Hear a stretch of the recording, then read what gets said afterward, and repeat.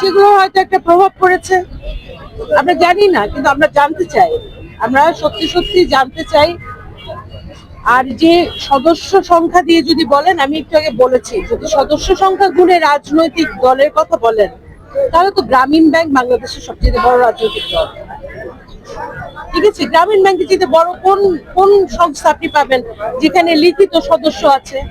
তো গ্রামীণ ব্যাংকে বাংলাদেশের বৃহত্তম রাজনৈতিক দল হিসেবে ঘোষণা করে দিই, আমরা ওই প্রসেসের ভিতর দিয়ে যাই, অসুবিধা কি? মানে ইন্টারিম সরকারকে আমরা তো বসিয়ে ফেলেছি, তাই না? আমরা তো একটা অপরাধ, আমরা একটা ভুল করেছি না, ভুলের প্রায়শ্চিত্ত তো আমাদেরকে ভোগ করতেই হবে। কিন্তু কথা হচ্ছে একটা লজিক থাকতে হবে, কোন লেভেল পর্যন্ত আপনি প্রায়শ্চিত্ত ভোগ করবেন। আপনারা বলেন যে তারেক ভাইয়ের মতো একটা মানে মানে পরীক্ষিত একজন, উনি যোদ্ধা, এরকম একটা পরীক্ষিত মানুষকে, যিনি আজকে নাও বেঁচে থাকতে পারতেন, 5ই অগস্ট যদি বাংলাদেশ মুক্ত মানে স্বাধীন না হতো, বিজয়ী না হতাম, তাহলে কি তারেক ভাই আজকে আয়নাঘরে থাকতো কিনা বলেন? এ বিষয়ে সন্দেহ আছে? তারেক ভাইয়ের আয়নাঘরে থাকতো। আর এই যে আমাদের উপদেষ্টা আপারা ভাইরা এবং এই যে অতিথি পাখি বিদেশ থেকে এসে বিশেষ সহকারী বিশেষজ্ঞরা, ওনারা কোথায় থাকতেন?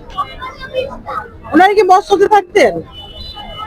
তাহলে এই বিবেচনা বোধগুলো আমরা হয়তো বলি না, বুঝতে পেরেছেন, কিন্তু আমাদের ভিতরে এগুলো কাজ করছে। আর আন্দোলন সংগ্রামে তো সবাই যায় না, যায়।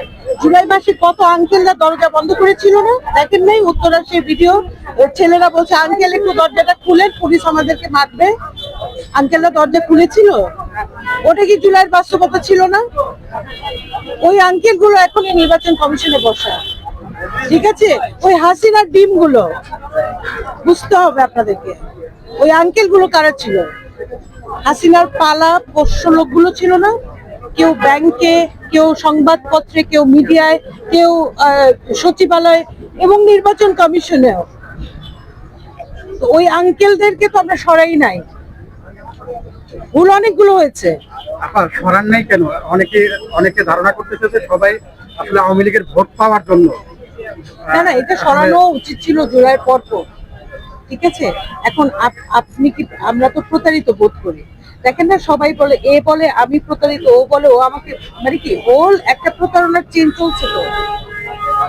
দেখতো, এটা তো একটা চক্রের মতো ঘুরতে থাকবে, কখনো আপনাকে টাচ করবে, কখনো আমাকে, কখনো ওকে, কখনো ওকে। কথা হচ্ছে যে প্রতারণার যে শিকড়টা আছে, এটা কেটে ফেলতে হবে, স্ট্রেট কেটে ফেলতে হবে।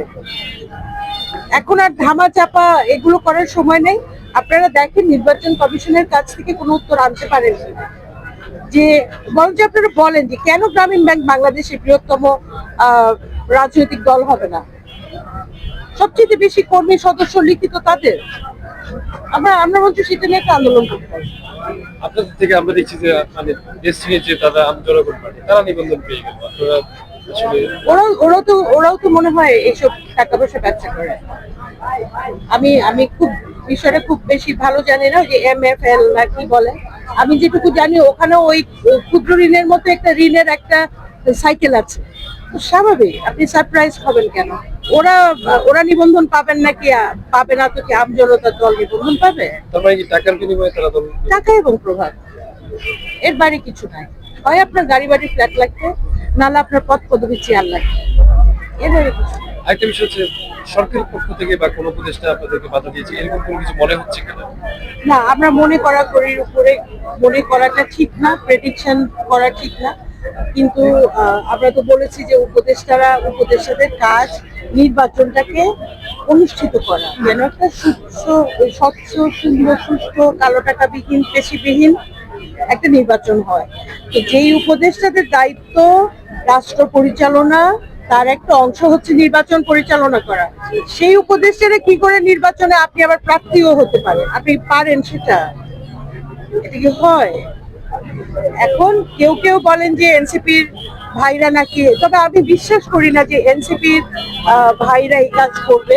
কারণ আমার অন্তত একটা ব্যক্তিগত বিশ্বাস আছে, আমরা একজন একজনকে সমালোচনা করি, কঠোর সমালোচনা করি, দুই পক্ষই করে, কিন্তু আমি মনে করি না যে যারা সত্যিকারের ফ্যাসিজম এবং ভারতীয় আগ্রাসন বিরোধী আন্দোলনে যারা একসাথে ছিল এবং গণতন্ত্র পুনরুদ্ধারের আন্দোলন, তারা একে অন্যের ক্ষতি করতে পারে, এটা আসলে আমি বিশ্বাস করি না এখন, সত্যি কথা। আমি জানি না বাস্তবে কি আছে, তবে এই হাসিনার আমলাগুলো, হাসিনার এই ব্যবসায়ীগুলো, হাসিনার দালাল সাংবাদিকগুলো, হাসিনার গানের শিল্পী, নাটকের শিল্পী, মানে যে শিল্পী সাহিত্যিক বুদ্ধিজীবীগুলো, এরা যে আছে এবং এরা যে বিরোধিতা করবে এই বিষয়ে কোনো সন্দেহ নাই। তারা চাইবে না যে আমজনতার দল নিবন্ধন পাক অথবা নির্বাচিত হয়ে সংসদে যাক। কি দল নিবন্ধন পর্যন্ত কিভাবে এই অনশন বা একটা দেখা যাক, আমি আশা করি যে কমিশন নিশ্চয়ই রেসপন্স করবে।